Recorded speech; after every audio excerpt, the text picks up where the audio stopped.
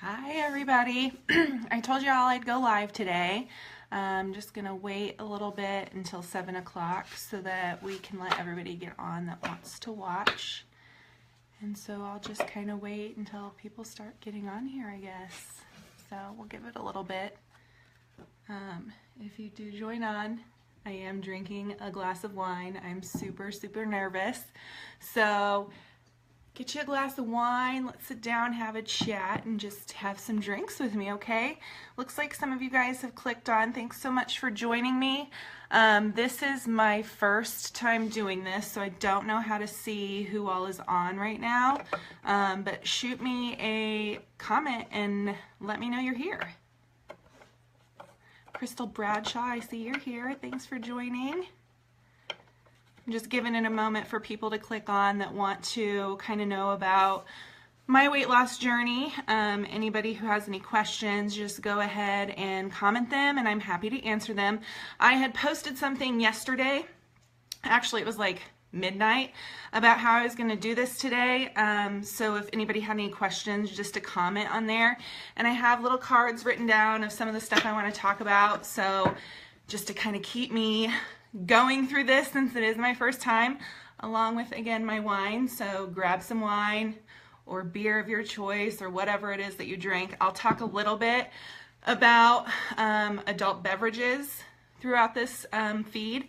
So thanks for joining. So some of the reasons why I went through the weight loss surgery I went through will be explained. The first thing I want to talk about, though, is the type of surgery that I personally had. I got the gastric sleeve surgery. There are 3 different main types of weight loss surgery out there. One of them is the lap band, the other is the gastric sleeve, and the other one is the gastric bypass. So the reason why I chose the sleeve, you don't have foreign objects like you do with the lap band continuously inside of you. It's not as invasive as the gastric bypass. You may not lose as much weight with the gastric sleeve as you would with the bypass, but I was completely fine with that. I don't want to be stick thin. I want to have curves. I've had them all of my life. I would not feel like me if I did not have them. So it was important that I didn't lose so much weight that I was stick thin. I don't want that for myself. So those are some of the reasons why I chose the gastric sleeve. No foreign objects. It's not as invasive as the gastric bypass. You also don't have as much of something called dumping syndrome. With gastric bypass, you can have dumping syndrome quite often, especially if you eat any kind of sugars. And dumping syndrome, I'm not going to go into a lot about what that is, because if you really want to know, you can look it up yourself. Just Google dumping syndrome. You can see what it does to you, how it makes you feel. But it's something that I did not want to experience very much. So I went ahead and went with the gastric bypass or gastric sleeve. So what the gastric sleeve does, it actually removes a portion of your stomach. So your stomach has one portion to it that comes directly off your esophagus that is more of a muscle. The other part of your stomach that kind of comes out like this, it is the part of your stomach that actually stretches. So when you eat and you continue to eat, you continue to expand that stomach and therefore causing you to be able to eat more and eat more. Oh, thanks for the comment. Hey, Amy. Hey, Suzanne. Thanks for the comment on the eyebrows. I'll go over that one day on another post. I have a lot of people that ask me about that. But anyway, so the gastric sleeve surgery actually takes out the portion of your stomach that expands.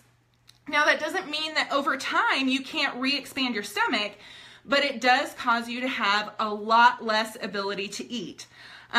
Before my surgery, I could eat so much, it's crazy. I look back on how much I was eating and it mortifies me now.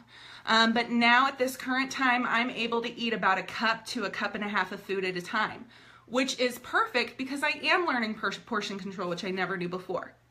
So they remove that part of the stomach that expands, causing it not to be able to do that for quite a while. But the other thing that it does that not a lot of people know about with the gastric sleeve, and it's the only surgery that you can get, bariatric surgery that you can get that actually does this, it removes the portion of the stomach, so the upper portion of the part that actually expands. It removes that portion of the stomach that also produces a hormone, and I'm not sure if I'm pronouncing it right, but it's ghrelin is what I think it's called, but I'm probably wrong. But anyway, that specific hormone is actually an amino acid that when triggered to your brain tells you you're hungry. Well, the gastric sleeve actually removes that, and by removing that, you're no longer feeling those hungers anymore like you were before. And it does work. It really does remove that portion of the stomach that produces that hormone, and I can tell that my hunger levels have gone down drastically from that. I, before surgery, could eat 6-7 times a day. Not big meals. Some of them were big, I'm not gonna lie. I'm gonna be real with y'all. Some of them were big meals, but I could also eat smaller meals throughout the day. I can't do that anymore. 3 small meals and some light snacking is about all I can handle, and that's sometimes a struggle to get in. So another thing that the gastric sleeve surgery does is remove that portion of the stomach that produces that hormone that makes you hungry. So why did I get the surgery? There are a multitude of reasons that caused me to get this surgery. I can vividly remember 10 years ago hearing about this surgery. The lap band surgery was really big 10 years ago, hearing about all these different bariatric surgeries that were going on, and I'm like, that is for me. That is what I need. I have been overweight all of my life. I can't remember a time of my life that I wasn't overweight. Maybe kindergarten, but I started to gain weight drastically after that. So I've never experienced being a healthy size. So this is something that when I heard about these surgeries 10 years ago, it triggered something in me like, that's the only thing that I can do to help me get over this weight problem that I've had all my life. So after hearing about it, I did some of my own research, what I could do. It was very few and far between. I also ended up suffering pretty bad back injuries. I had 2 collapsed discs in my lower back at the time I was 26. I couldn't stand up straight for a good 6 months. There were times where my mom and my friends thought that I should get a walker or a cane. I was walking with a walker for a while there. It was the only way I could get around until I was finally able to get the spinal fusion. It was a double lumbar spinal fusion, which was also pretty rough. To get over that was rough. It was hard to, it was a lot of pain. And then 2 years after that, 3 years after that, I ended up having a neck injury, 2 more collapsed discs in my neck, C4, C5. So I ended up having a double cervical spinal fusion, and they went through the front, so it was an anterior. Fast forward another year or 2, and here I am back at the doctor's, and my neck is messed up again. So I ended up having a posterior fusion as well in the same spot, C4, C5. So those, along with the weight gain and just not being able to be active in any kind of way whatsoever, was really rough. And I always told everybody I'm too big to be able to work out now. But I never really looked at, okay, well, what am I doing to myself to cause me to be this way? It was just like, it just is what it is. And I was fine with that. I was completely fine with that, but always in the back of my mind, if I knew if I got this surgery done, it would be my saving grace.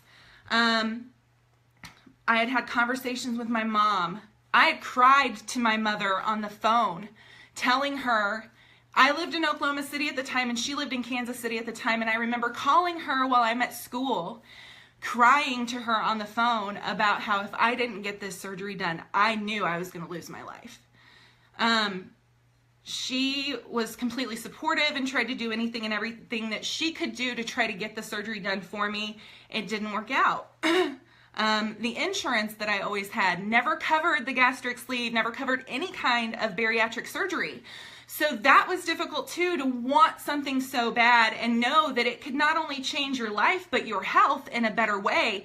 Save these insurance companies some money from a back surgery every year, something. No insurance company that I was ever with ever supported that. So I knew it was something that if I ever wanted to have done, I was going to have to either wait until I had the insurance that would approve that, or I was going to have to pay out of pocket. And then not even a year after my last neck surgery, I got married to my wonderful husband. He's at work right now, or I'm sure he'd be watching. We got married on September 26th, 2015. And then on November 11th of 2015, I was diagnosed with multiple myeloma. That's another story for another time, but that too is also one of the reasons why I got the surgery. I know that my multiple myeloma is something that is produced in my body due to my gene makeup. I have a chromosome mutation that builds this specific type of cancer cell, and so I was reading, since I'm still in just stage, I'm basically on a line between high risk smoldering and stage 1 multiple myeloma. I'm not getting any treatment at this time. So, and they don't know when I will have to start treatment. So I thought that if I was going to ever have the surgery, it would have to be within the next 3 to 5 years. And I had gone online and I did some research about bariatric surgery and multiple myeloma, and I found one article, and that's all it took for me. And it may sound naive, it may sound dumb, but get diagnosed with cancer, read an article on there that says that the progression that the cancer that you have can be decreased by 40% by getting this surgery, and you are going to want to do that. So that was another reason why I wanted to get this surgery. I needed to get this surgery. The other thing though is, one of the last conversations that I had with my dad that's very, very vivid to me was him talking about how he really wished that I had a way to get this surgery. And he started talking about companies that I should apply to try to get on, just so that I can get the surgery done. Just work there long enough to get the surgery done. You really need to think about doing that, April. And so that was something that I was in the midst of doing, was applying to companies that I knew had insurance that would cover the surgery. And then in April, my dad passed away. So it was something that him and I, like, he was a bigger man. He was not a healthy, bigger man by any means. He passed away pretty suddenly due to a hip replacement. So having those kind of conversations with him about something that he sees at his future right now, and for my future being the way he was right now, he knew this was something that I needed. And then he passed away. With him passing away, you know, most smart men who have children do have a life insurance policy. So my brother and my stepmom Carolyn and I were given this life insurance money, and I knew right away exactly what I had to do with it. I had to get the surgery done, especially after the conversations that him and I had had. So I talked to my husband, I talked to my mom. I really didn't talk to them. I told them, this is what I'm doing. Jump on board, or it is what it is. I have to do this. So once the insurance money came in, I went to a seminar. I'm sorry, I need to have a drink. Drink with me. Okay, and by the way, just really, really quick, sorry to interrupt my story, but this right here is really, really, really good. It is 10% volume of alcohol in a wine, which is pretty good. And it's made in Missouri right out here. It's so yummy. Check it out. I don't drink too much because I really can't, but a glass of wine here and there doesn't hurt you. It's really, really good. I suggest picking it up. It was on sale at Price Chopper. Anyway, okay.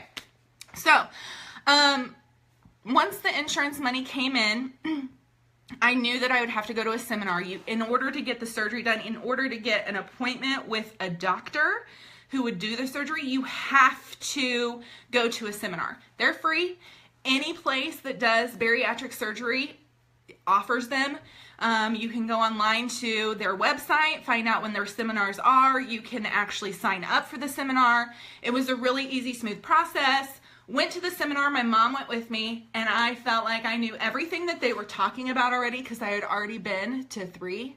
This was my 4th seminar at a bariatric surgery facility. That's how badly I've wanted this surgery for 10 years. I've been to quite a few of them. So I felt like I knew everything they were saying, so I kind of blacked out there while I was there and just looked around the room, and I got so much inspiration, and I was just completely elated to be there. It was one of the most exciting moments of my life, and I don't have very many exciting moments of my life. One of them was when my first niece was born, and my second niece and my nephew. The other one was when I got married. I mean, those are the most exciting moments of my life. So that was another one. I waited for about a week for them to call me so I could get an appointment scheduled with the doctor. And I went in for my appointment with the check because I paid cash. And because I paid cash right after that appointment with the surgeon, they immediately took me over and booked my surgery for July 7th. And that was last July 7th. When they booked the appointment, I started crying. I'm such a dork. I know. But I did. I started crying. My husband was with me, and it was just a surreal moment to know something that you've wanted so badly for 10 years, and you've tried so many different ways to try to get it done, and you've tried to figure out, how can I get this done for 10 years? You've done all the research. You know exactly what's going to happen, what needs to be done, and for that moment to finally come, especially after how this moment was given to me by my dad passing away and giving this money to me, it was a moment. It was a moment. That's about all I can say about that. They gave me a packet when they signed me up for my surgery, and within that packet was a pre-surgery diet. They told me that I had to be on this pre-surgery diet for 7 days, so I would have to start that pre-surgery diet on July 1st. So that meant I was on an all-liquid diet on the 4th of July. It wasn't that bad. It wasn't that bad. I actually decided, though, instead of starting my diet on July 1st, to start my pre-op diet on my dad's birthday, which was July 28th. So I actually did 10 days of a pre-op diet because to me it just was so special that I had just 3 days more to do a liquid diet to be able to start, really, truly start this weight loss journey on my dad's birthday. So I decided to go ahead and start my pre-op diet on his birthday.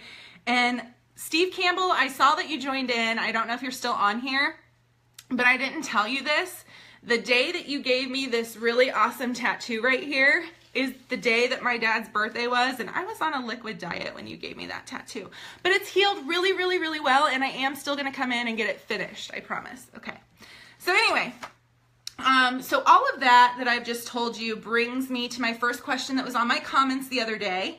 It comes from Shara Jackson, and she asked, how did you force yourself to drink the liquid diet for so long? So here's what I want to tell you about the liquid diet. When people think liquid diet, they think literal liquids. However, I was allowed to eat sugar-free Jello. I was allowed to have sugar-free popsicles, the cherry, orange, lime, or lemon kind only. I could have beef broth, beef broth. It's gross though. It's so gross.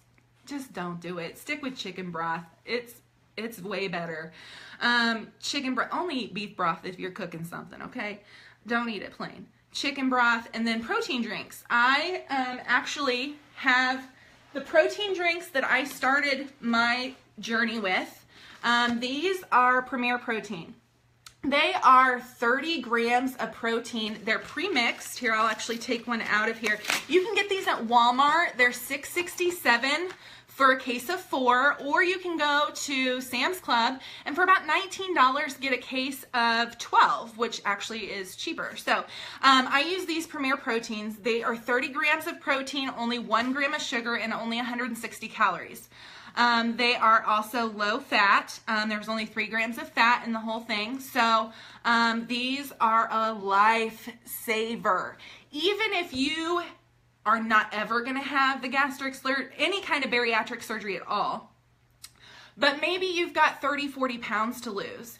Or maybe you're in the situation where I was, where you would like to have the surgery done because you have a lot of weight to lose, but you don't have the ability to get the surgery done.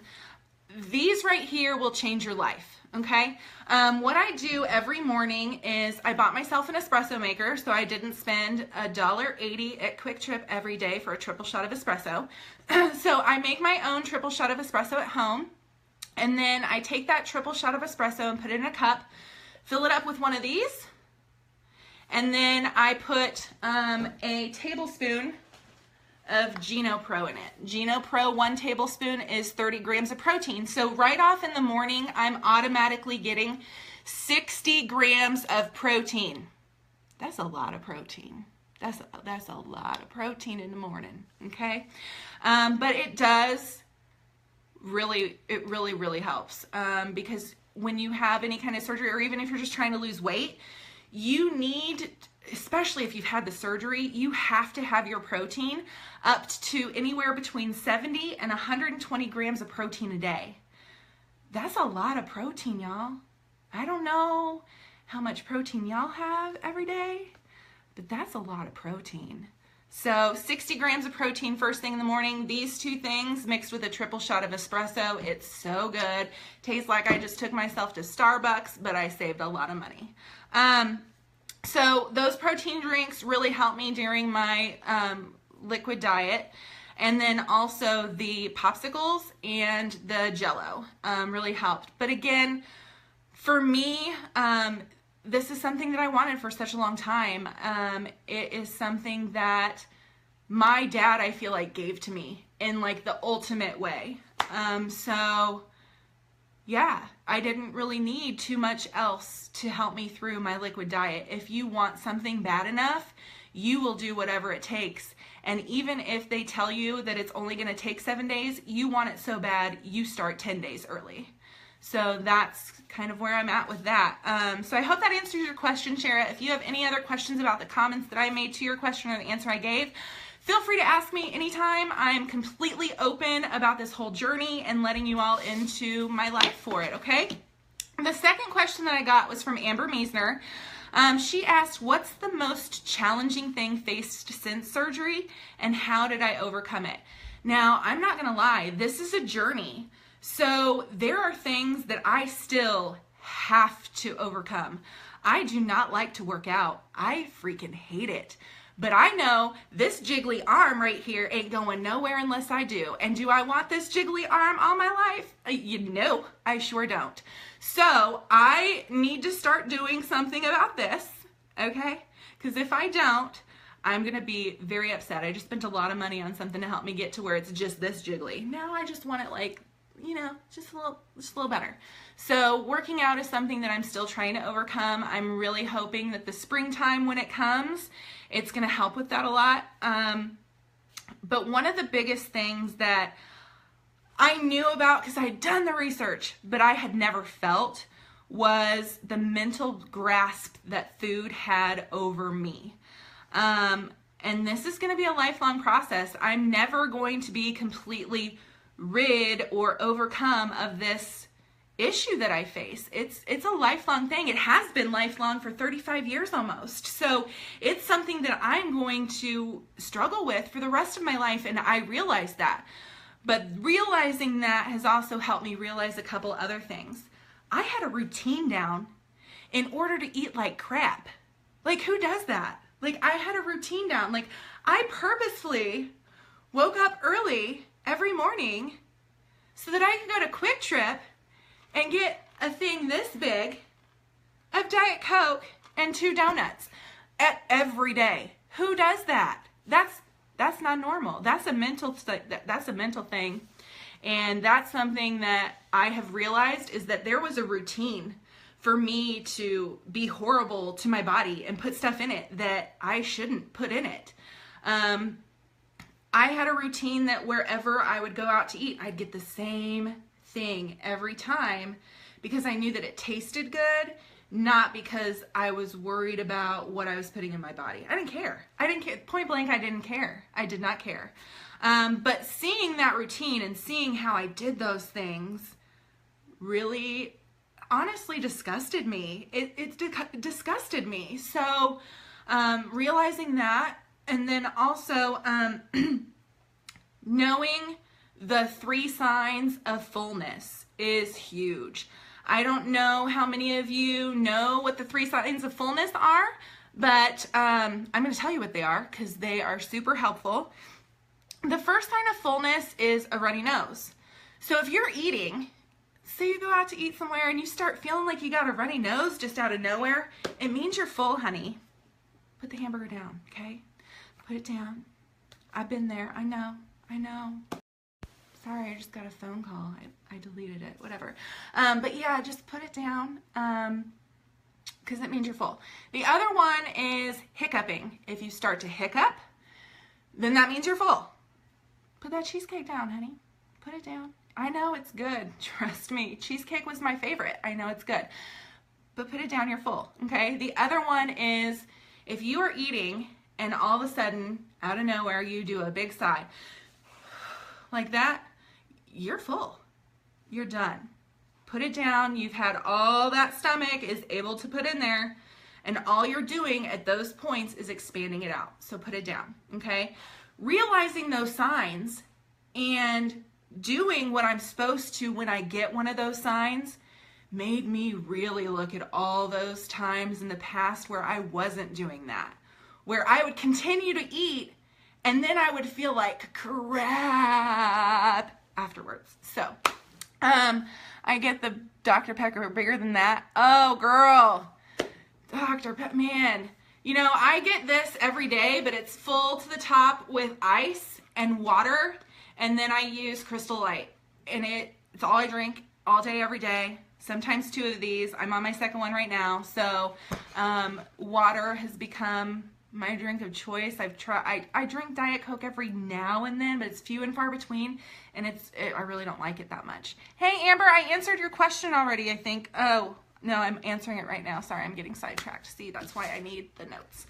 Okay, anyway, mental struggles, very much so, are what I found it's about for me.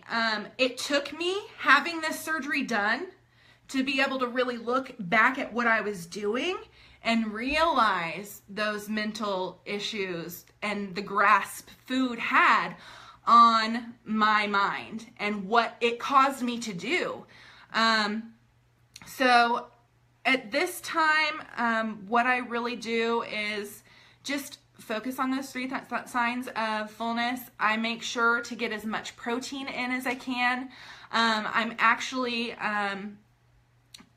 I've changed my routine. Instead of going to Quick Trip every day for that big, huge, excuse me, Diet Coke and to donuts, I just go in there and I get my ice with water. And then I go out to my car and I finish up my coffee with my Premier Protein and my Geno Pro. And I drink all of that gone because I want to make sure I get those 60 grams of protein. I drink all of my coffee down before I start drinking my water. So just changing my routine has helped me tremendously, and looking at those 3 signs of fullness and realizing how much of a mental thing that this is.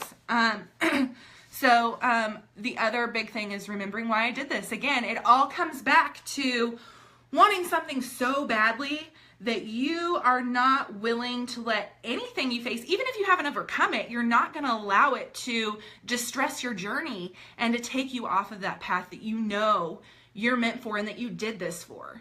So even though I don't like working out, I know it's an inevitable. I've got to do it. So I'm just trying to find the funnest way to do it. I'm not going to buy the fads, just to let y'all know. I am not going to do 21-day fix. I ain't going to do none of that stuff. I got a big old treadmill right over here. I got a ton of stairs. I need to get this booty lifted. Like I said, I don't want to be a stick. I want to get this booty lifted. So the stairs and some lunges, treadmill a little bit.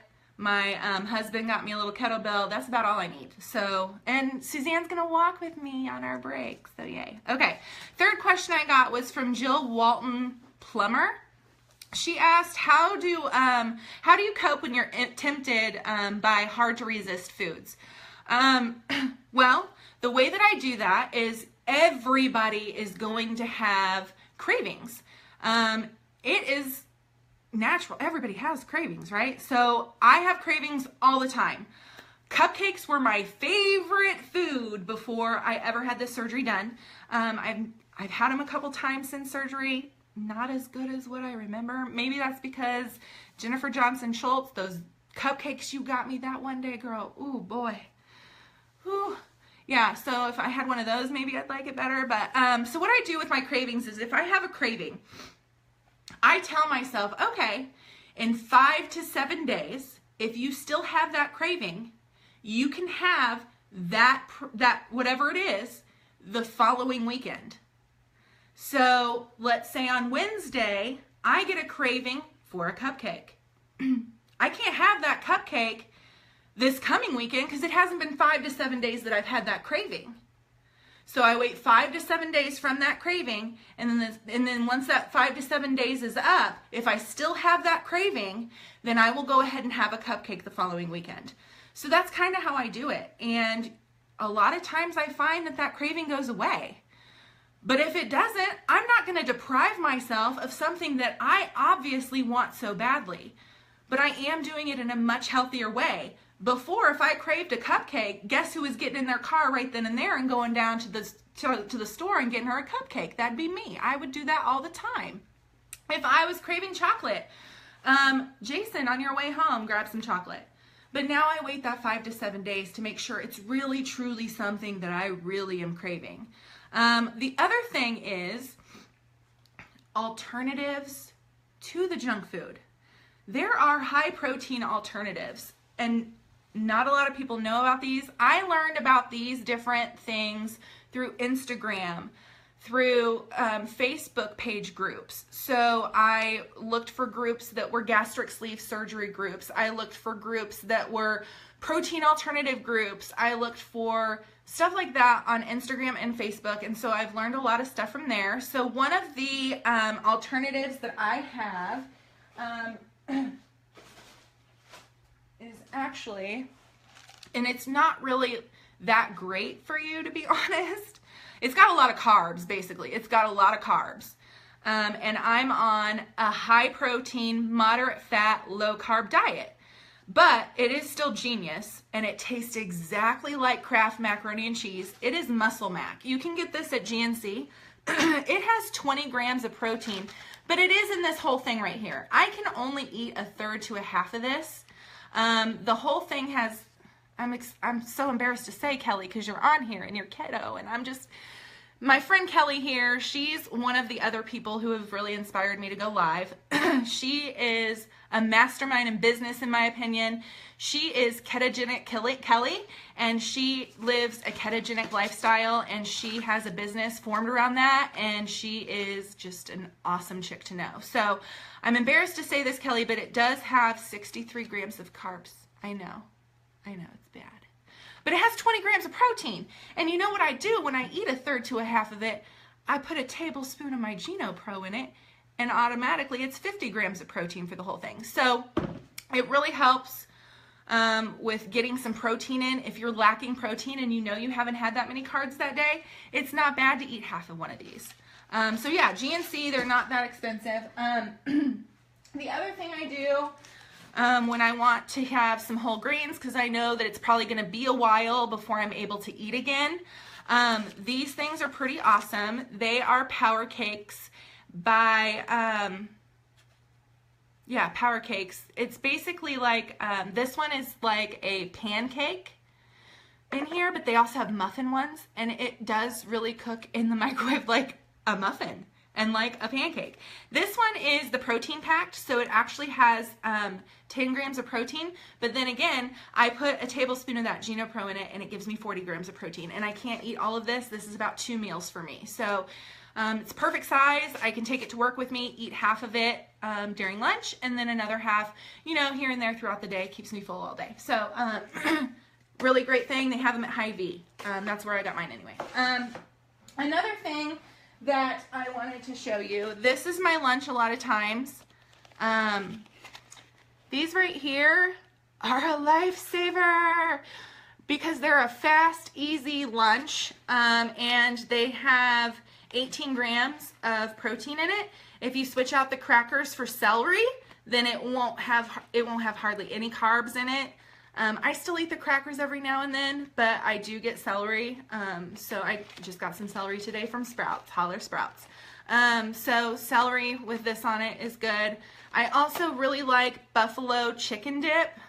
Suzanne made me some one day and I've been in love with it ever since. And that on celery is really yummy. It's high protein. Add some GenoPro in it, get the extra protein. It's really great.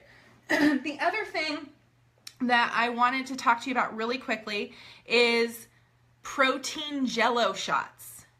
So you really can actually add alcohol if you want to. I don't, because again, I'm drinking right now. Sip of wine. So, I don't add vodka or any other kind of liquor to my protein Jello shots, but you can. I don't see why not. So you just want to make sure that it's sugar-free Jello that you're getting, and then you just mix it just like you would regular Jello, but then you put a scoop of your GenoPro in it, put it in your fridge just like a regular Jello shot, and then each of the Jello shots that you get will have 10 grams of protein in it, and you just take it like a Jello shot, and it's automatic 10 grams of protein. I mean, when you are trying to lose weight, you automatically think that vegetables is what you need. But I'm here to tell you that if you eat the protein, and you eat more protein than anything else, you are going to lose weight, but you're going to retain that muscle. So it's important to get that protein in, however you have to do it. Sugar-free, I mean, this is just a great little, pop it in, you got some protein. So yeah, those are the things that I have done and some of the ways that I have changed my lifestyle. So I'm going to wait for a little bit. If you have questions, I'm sorry I didn't really answer too many questions or answer any comments while I was going through all of that. I just had so much I felt I needed to say. But if you have any questions, I'm going to go ahead and just stay open with my glass of wine, waiting for some questions to come in, okay? And go.